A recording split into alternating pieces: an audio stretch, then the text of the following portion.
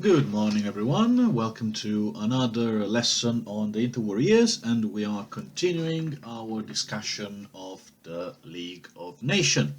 Today's question is the Corfu Incident showed that the League was, since the very beginning, a very effective organization. How far do you agree with this statement? Spoiler, not very much. So, today we will look at one of the earliest international events that showed, yet again, how inadequate the League of Nations was in carrying out its missions. And we're talking about the Corfu Incident. Now, Corfu is a Greek island which became the center of a controversy between the Greek government and Fascist Italy. There are some resources to understand what fascist means when Italy became fascist. Unfortunately, we don't have time to discuss that right now. The important thing is that the controversy was then solved not by the League of Nations, which did nothing, but by the intervention of France and Britain. So, in particular, we will look at the following points. We will give a brief introduction about what was going on. We'll talk about the incident in itself, how it was resolved, and why it was important. Finally, I'm also giving you a model answer. Moving on, the story so far. Now, Corfu is a very nice, actually, Greek island located at the entrance of the Adriatic Sea, one of the seas that surround Italy. There is a map in the transcript. And it belongs to Greece. It had been under Italian occupation in the Venetian Empire for centuries before becoming part of modern independent Greece. And the Italian government thought that it was strategically important as it allowed to control access to some of the most important cities of Italy, like Venice, you might have heard of it, and because it could become a good starting point for a possible invasion of Greece. Now, everything will become clear when you see the map. At the time, Italy was mediating between Greece and one of its neighboring countries, Albania, on a border dispute. Remember, we are in the period immediately after World War I. Many of the borders were either new or contested. Not in this case, but in this case it was very contested, and somehow it still is. Now, Italy was mediating on this dispute, and it was called by both parties to find the right solution. However, as a country, Italy was not impartial. It had an interest in going against Greece. Why? Because it was occupying some Greek island in the region of the Dodecanese, the island of Rhodes, and other important Greek islands between what is now Turkey and Greece. Again, there is a map in the transcript that shows them. So, tensions were mounting between the two countries, and Mussolini, the dictator of Fascist Italy, ordered the Italian navy in the Adriatic to stand ready for action, since he felt that something might happen in Greece very soon. He was proven right on August 27, 1923. What happened? The Italian general Tellini had been tasked with solving the territorial dispute between Greece and Albania. On the 27th of August 1923, he was found dead, together with 4 of his men, at the border between Greece and Albania. Why it could have easily been a group of Albanians, we don't know. His murder has not been found. The Italian press immediately started blaming the accident on Greece. Why? Because, as we said, a huge tension had built up between the two countries, and eventually, in 1940, Italy would invade Greece and fail miserably. It was quite humiliating, to be honest.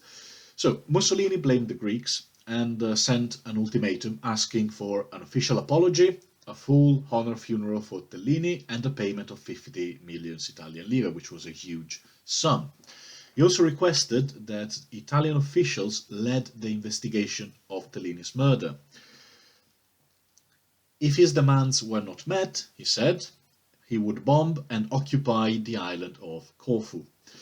Now, Greece could not yield to Mussolini's demands, especially regarding the presence of Italian officials during the investigation, which would meant a loss of honor and sovereignty for Greece. It would mean that Greece was not master in its own house, in a way. Something similar happened in 1914 A similar ultimatum was sent by Austria to Serbia when a Serbian guy killed the Austrian prince, the Austrian hereditary prince, the Archduke Franz Ferdinand. Austria asked to lead the investigation in Serbia. Serbia refused, and the war started. Something similar happened here. An Italian general was killed, possibly, we don't know, by someone who was Greek. The Italian government asked to lead an investigation in Greek territory about a crime that had taken place in Greece. Today, with the cooperation between police, it sounds a bit normal to us. At the time, it was a huge deal. Okay, so Greece refused the ultimatum, mostly because of this and because of the huge fine. So, on the day of the 31st of August 1923, the Italian battleships and planes started bombing Corfu while soldiers stormed and occupied the island, killing and injuring quite a lot of people who probably did not deserve that. So, how was the controversy resolved? Outraged by this clear violation of international law, Greece asked the League of Nations to intervene and put an end to this. But there was a problem. Italy was a founding member of the League of Nations and was a permanent member of the Council of the League of Nations. This meant that its representatives had veto power over every resolution, meaning that they could simply say, no, that's not going to happen, to any decision of the Council, effectively paralyzing it. Because if you need a decision to be taken against one of the countries in the Council, that country can always say, no, you're not doing it, because they are legally allowed to do that. So without Italy's consent, no decisions could be made, and therefore the League of Nations was powerless, the opposite of powerful.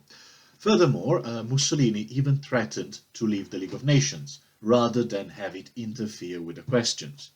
Remember, Italy had joined the League of Nations immediately after the war. Then, about 4 or 5 years after they joined the League of Nations, Mussolini, fascist, nationalist, and somewhat isolationist dictator, took power. Okay, so he was against Italy's presence in the institution in general.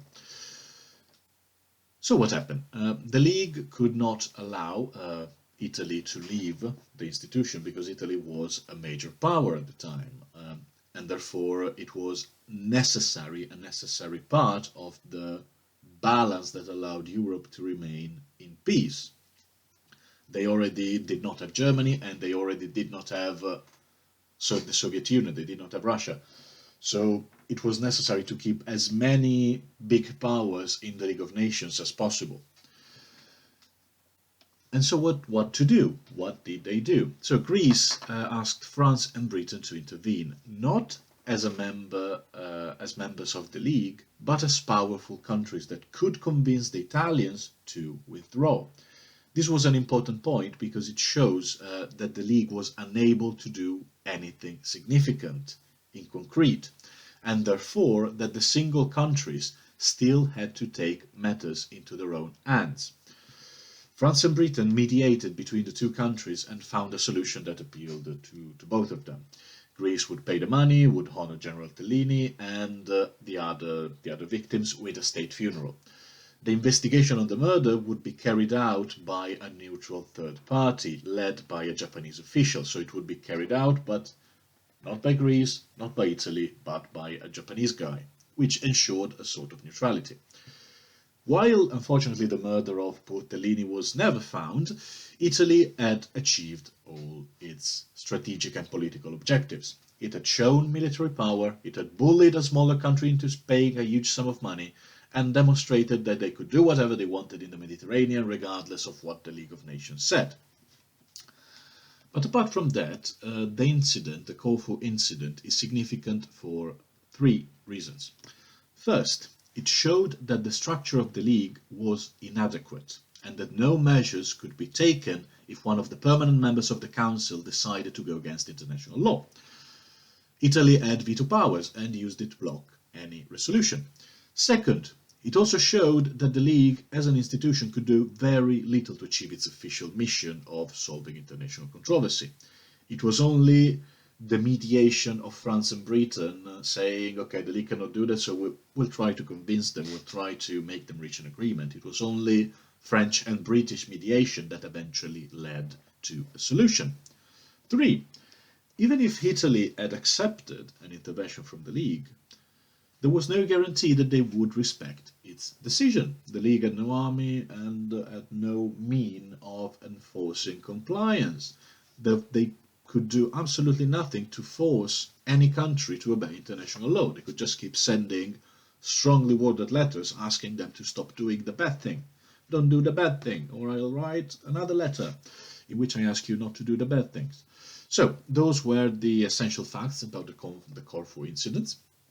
Now I'm going to read you a model answer to summarize the issue and to give you an idea on how you can answer the exam question. So once again, the exam question is, the Corfu Incident showed that the League of Nations was, since the beginning, a very effective organization. How far do you agree with this statement? Of course, seeing the facts, we will disagree, because it showed the opposite. And we will then provide a couple of examples on why we disagree. So, model answer. I disagree with the statement because the Corfu Incident proved that the League of Nations was not up to the task of solving controversies between countries. It also showed that the structure of the League was weak and that it did not have any way of enforcing compliance to its decisions. The Corfu Incident happened in 1923 when the Greek island of Corfu was bombed and occupied by the Italian Navy as a reaction to the death of an Italian general. Mussolini, the leader of Fascist Italy, wanted his country to look strong and important in the Mediterranean Sea, and so he decided to use military force to solve the controversy with Greece. This shows that he already knew that the League would do nothing to enforce peace in the area. Furthermore, when Greece asked the League of Nations to intervene, they replied that they could do nothing, that they couldn't do anything because of Italy's opposition. They asked the French and British government to act instead, but as individual countries, not as representatives of the League. This happened because Italy was a permanent member of the League's Council, meaning that they could veto any action taken by the others, nullifying their decisions.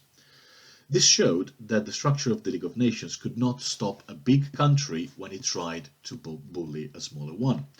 Finally, even if the fascist government of Italy had allowed an intervention from the League's lack of armed forces meant that there was nothing they could do to actually stop the country from ignoring it, not without starting a much larger war, which was something that nobody wanted. To conclude, the Corfu Incident showed how the League was unable to live up to its mission of preserving world peace forever. Okay, thanks for listening. I'm looking forward to hear how you're going to answer the question, and see you next time.